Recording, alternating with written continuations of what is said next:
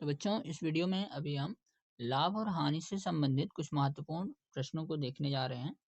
तो हमारे पास एक क्वेश्चन है कि एक कार को बेचने पर एक कार बेचने पर 10% का हानि होता है। 10% का हानि होता है। एक कार बेचा जा रहा है, उसको अगर बेचा जा रहा है तो यहाँ पर हमें 10% का हानि हो रहा है। ठीक है, 10% का हानि हो। तो यदि वो कार जो है, यदि कार 4,50,000 रुपये में बेचा गया,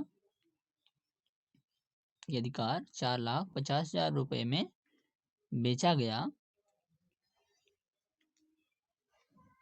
तो कार का क्रय मूल्य क्या था?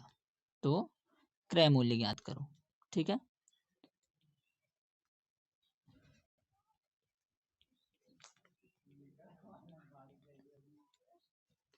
तो यहाँ पर देखो हानि प्रतिशत दिया गया है और कार का विक्रय मूल्य दिया गया है। ठीक है, तो हम पहले नोट कर लेते हैं क्या क्या चीजें हमें दिया गया है।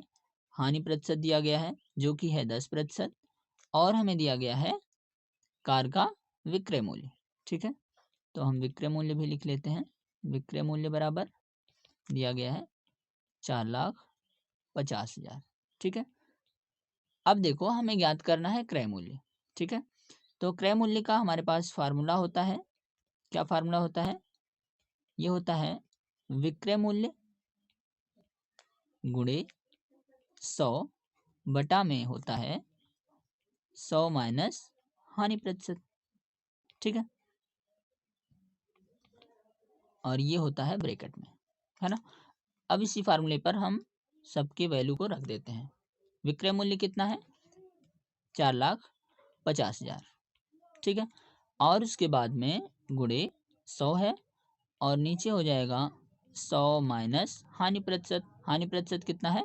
10 रुपये, 10%। ठीक है, तो अब हम सबसे पहले क्या करेंगे, यहाँ पर ये ब्रैकेट के को हल कर लेंगे। ठीक है, तो यहाँ पर हो जाएगा 4,50,000 गुणे 100, और नीचे जो है हम 100 में से 10 को घटा देंगे, जो कि हो जाएगा 90।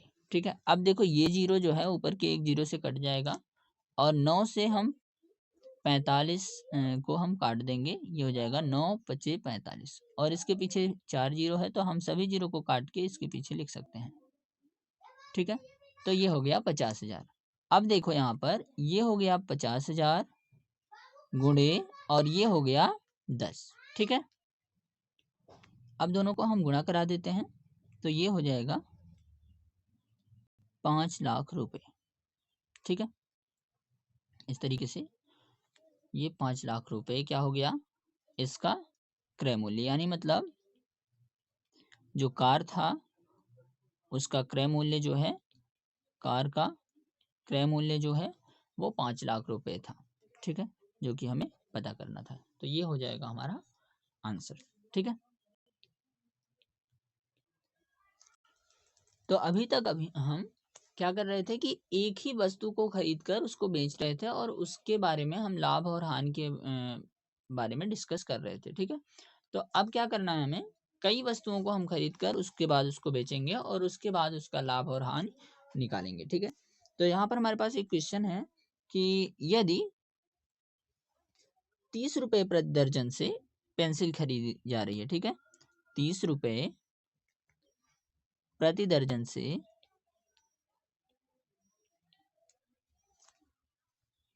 प्रति दर्जन की दर से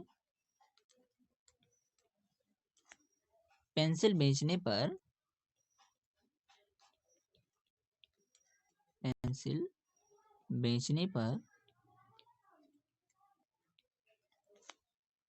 10 रुपए का लाभ हो रहा है।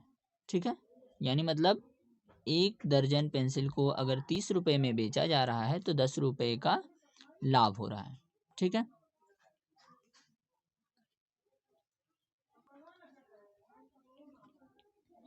इसके बाद में बोला जा रहा है कि उसका लाभ प्रतिशत ज्ञात करो।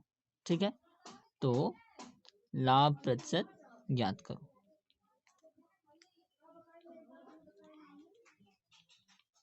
ठीक है।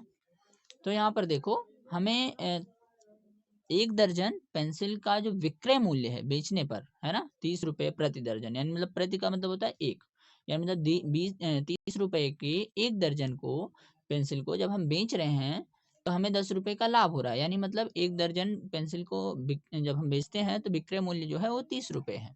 यानी मतलब 1 दर्जन पेंसिल का जो विक्रय मूल्य है, 1 दर्जन पेंसिल का विक्रय मूल्य जो है वो है 30 रुपए। ठीक है, तो विक्रय मूल्य हमें पता है। उसके बाद लाभ जो है, 1 दर्जन पेंसिल का जो लाभ है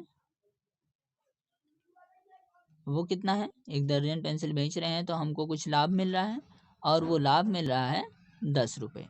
ठीक है, तो बोला जा रहा है कि लाभ प्रतिशत ज्ञात करो। तो सबसे पहले हम क्रय मूल्य ज्ञात करेंगे। क्यों क्रय मूल्य ज्ञात करेंगे? क्योंकि लाभ प्रतिशत ज्ञात करने के लिए जब भी हमको लाभ प्रतिशत ज्ञात करना होता है तो हमें क्रय मूल्य की जरूरत होती है। हम क्रय मूल्य से भाग देते हैं, तो हमें सबसे पहले क्रय मूल्य पता होना चाहिए। ठीक है, तो हम इसीलिए सबसे पहले हम क्रय मूल्य पता करेंगे। तो क्रय मूल्य का फार्मूला होता है विक्रय मूल्य माइनस लाभ। तो विक्रय मूल्य जितना भी है उसमें से हम लाभ को घटा देंगे। तो विक्रय मूल्य दिया गया है 30 रुपये, लाभ दिया गया है 10 रुपये, तो घटाएंगे मिलेगा हमको 20 रुपये। यानी मतलब क्रय मूल्य बराबर मिल गया हमको 20 रुपये। तो अब हमें क्रय मूल्य भी पता है, लाभ भी पता है, तो हम लाभ प्रतिशत ज्ञात कर लेंगे। तो लाभ प्रतिशत बराबर होता है लाभ गुणे 100 बटा क्रय मूल्य। ठीक है, लाभ गुणे 100 बटा क्रय मूल्य। तो अब हम यहाँ पर क्या करेंगे, लाभ जो है, लाभ 10 रुपये है तो 10 रुपये लिखेंगे, और इसके बाद यहाँ पर 100 हो जाएगा, और बटा क्रय मूल्य यानी मतलब 20 रुपये।